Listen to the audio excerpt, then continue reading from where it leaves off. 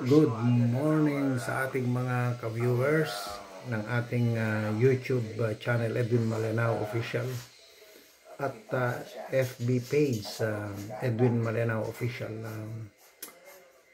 Update ko lang po kayo kung anong kaganapan dito mula nung dumating kami nung April 16 ng umaga po dito. Umalis kami ng 15 yan ng hapon sa Manila. Kaya alam po, pagdating dito is alam nyo naman, napakainit sa atin. Pagkatapos pagdating dito may yelo.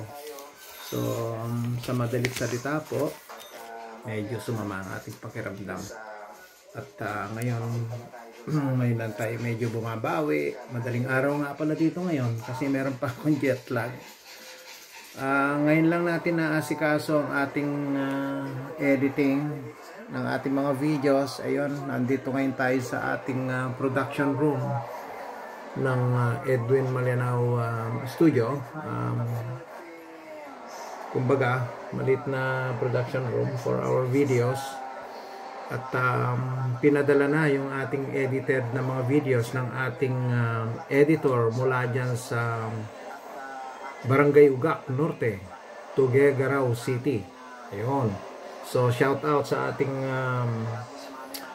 napakagaling na editor ng Edwin Malenao Official, both for YouTube and FB, si Raymar Bumanlag, okay, De La Cruz.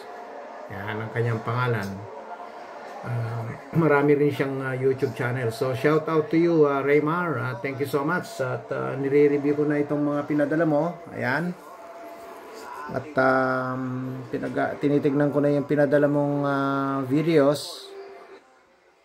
Compilation actually, para mapanood ng ating mga followers yung buong istorya ng aming pag-uwi sa Pilipinas itong 2025 mula March to April 16 hanggang pagbalik namin dito. So anyways, shout out din sa ating mga napakaraming followers ngayon. Abay, nadadagdagan. And I hope i-like, share, and subscribe na po yung iba. At nang magkatulungan po tayo, alam nyo naman, ang aking pagbablog ay hindi po personal. Meron tayong advocacy na sana makapag-provide ng student transport. Umpisa natin dyan sa Mozozin at saka karating na barangays papunta sa high school. Ayun ang ating advocacy at mangyayari siguro yan by next school year na kung saan magpo-provide tayo ng isang sasakyan para hindi na sila maglakad. So palagay ko pagtulong-tulungan po natin to sa pamagitan ng ating vlogging at sa ating mga supporters, may iwasan na yung mga estudyante naglalakad, nababasa, pauwi, papasok, pauwi, nababasa sila, lumalakad sila ng 7 kilometers papuntang high school. Napakahirap po nun. Kahit na sino naman pong pinakamatalino at pinakamatyagang estudyante, gigive up yan. Katulad nga ng pinost ko sa aking posting. Kaya lang pinatanggal ko na po kasi nagkaroon tayo ng copyright infringement. Na-warningan po tayo ng Meta kasi may watermark pala yung picture na pinakita ko doon, yung mga batang naglalakad. Bawal po yun sa Facebook. So tinanggal ko na po, sayang, at maganda yung message ko doon kung ano yung advocacy natin at pinarating ko sa ating mga kaibigan, sa ating mga followers. Pero i-repost ko na lang po nang wala ng picture. O kung may picture man, maghanap tayo ng picture na walang copyright infringement. Kasi po yun ang aking advocacy, sana kung makatulong sa ibang tao sa pamagitan ng ating pagbablog, makapagbigay ng inspiration, lalo na sa OFWs na nagpapakahirap po diyan sa ibang bansa. Kayo po, OFWs, ang nasa puso ko. Dahil ako po ay OFW noon at gusto ko magtagumpay po kayo. Kasi pag nagtagumpay po kayo, magtatagumpay yung mga mahal nyo sa buhay, yung iniwan nyo sa Pilipinas. Kaya yun po ang aking gusto mangyari. Medyo may kahirapan sundin ng aking mga maaring guidelines na ibibigay ko sa inyo kasi nangangailangan po ng sakripisyo at disiplina. Ang akin po naman pag-i-influence, kasi lahat ng vloggers ay talagang dapat influencer sila. Magbibigay ng motivation at kung paano makatulong ka sa iyong mga viewers. Hindi lang yung, wag na nating isipin yung monetize kung darating. Pero importante po yung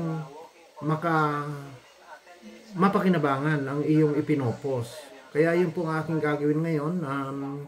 Yung mga videos na nakikita nyo po, katulad nitong mga ine-edit na to, yan, hindi po yan ang ating content. Part of it. Pero ang content ko po is talagang yung makapag-motivate ng mga tao na akala nila wala ng pag-asa sa buhay. Yung OFWs na nagsusumikap, ilang taon na sa abroad, pagbalik, parang ganun pa rin ang katayuan. So, success story po kasi ang aking pag-OFW. Back in 1988, malaking sakripisyo, malaki ang sinugal, pero nagbunga po. At yun po ang ating ipakikita. At siguro sa mga susunod na segment, mag-i-interview na tayo ng mga naging successful. At yun ding mga medyo hindi naging successful, para mabalansin natin ano ba ang tamang formula po. So, yun lang po. At yun ngayon lang po tayo, pasensya na po kayo, ngayon lang tayo uli nakapag-video. At asahan nyo po na sa mga susunod, katulad po bukas, ito po ready na po kasi tax season na nga pala. Pakikita ko po sa inyo ito. Ayan, dito po sa Canada, katulad din sa atin, April po ang deadline yan. Tatakbo kami bukas at pupunta kami sa aming tagagawa ng aming taxes. Actually gumagawa din ako nung araw, kaya lang sa sobrang kabisihan nabitawan ko na yung paggagawa ng taxes. So pwede ko naman balikan ulit, kailangan mag-aral ulit ng kasi marami ang pagbabago. Every year nagkakaroon ng pagbabago sa tax laws. At mabuti nang pahawak ko na muna sa iba para tama ang preparation.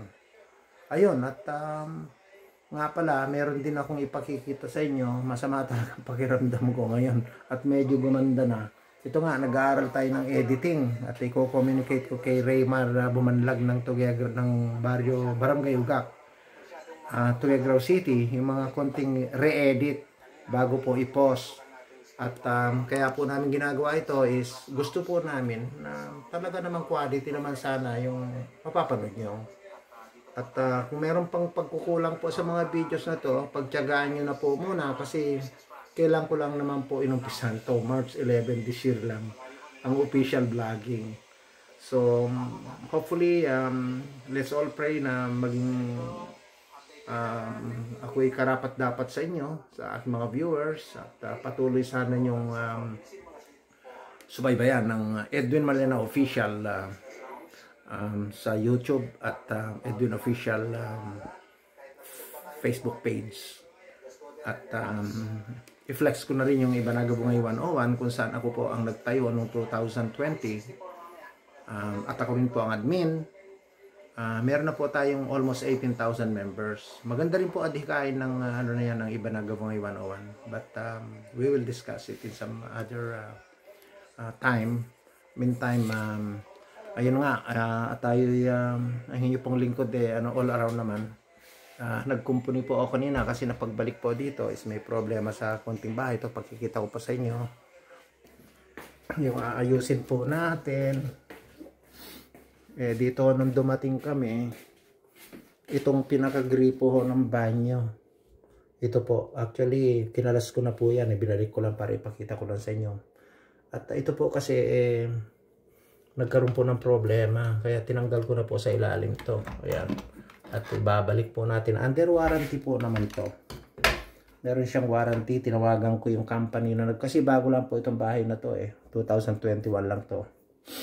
Pero nagka-problema, hindi ko na pwedeng habulin sa builder, kundi habulin ko na lang sa Mowen. Mowen po kasi ang pangalan nito. So ayun, at bukas po, pinakita ko lang sa inyo. yung trabaho na gagawin natin. Karugtong ng video bukas, yung lakad namin bukas. Na paalis kami. So ito bukas dadalhin natin sa Home Depot kung saan papalitan siguro nila yan kasi under lifetime warranty po yan. So yun lang mga ka-viewers. Ayan, medyo hindi pa rin maganda ang ating hindi pa rin maganda ang ating pakiramdam, pero anyways, namatay yung ating dito. Ewan ko kung bakit nag-e-edit sa kabila. Ayan. So ito, yun lang mga ka-viewers, and once again, huwag nyo pong kalimutan, Edwin Malinao Official, both YouTube channel and FB. Mag-subscribe na po yung hindi pa nag-subscribe. At nga pala, huwag nyo pong kakalimutan ang ating live raffle draws. At katulad nung na pinadala ko, lahat po na nag-subscribe, be sure na naipadala nyo sa aking messenger yung inyong screenshot po ng inyong subscription. At ipiprint ko po kasi yun. Ito, meron tayong printer dito. Dalawang printer natin. Ito yung isa. Ko lang, yan. Saka isa pa ho, meron pang printer sa ilalim. Ayan po. So, yung mga pangalan at ilalagay ko natin sa tambiolo. Yung first prize po noon nung mananalo is 5,000 pesos. Second is 3,000. Yung pangatlo po is 2,000. Total of 10,000. I-announce agad natin yan kung sino mananalo at kung paano ipadadala. Okay? Kung nandiyan lang naman sa malapit sa Santa Maria ang mananalo, pwede nyo pick upin dun sa bahay ang inyong premium. Okay? Pero sa malalayo, outside of Santa Maria, padadala. I-remit. Okay? So, ganun lang po yan. And good day to all. Yan sa ating mahal na bansang Pilipinas. At pagpalain po tayong lahat. Bye for now.